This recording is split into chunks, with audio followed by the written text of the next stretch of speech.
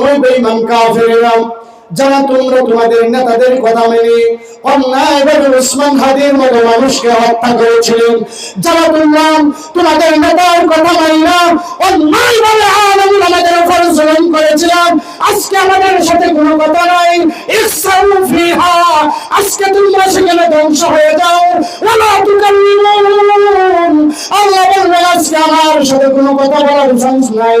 ওই সময় মানুষগুলো নৈরাশে গাধার মতো চিল্লাইতে থাকবে, নাউজুবিল্লাহ। মুহতারাম হাজিরিন, এই জন্য নেতাই যা বলবে অন্যায় ন্যায় না দেখেই দৌড় মারবেন না, আগে দেখতে হবে নেতা কি বলতেছে। আপনাকে নেতা উঠায় যা, ওইটার উঠে নিয়ে আস, আইনা চোখগুলা উঠাই দেয়।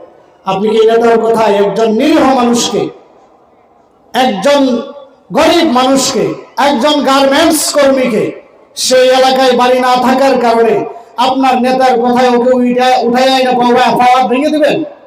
অসম্ভব, এই কাজ করা যাবে না। করলে কাল কিয়ামতে আল্লাহর আদালতে ছাড় পাওয়া যাবে না, ঠিক কিনা বলেন?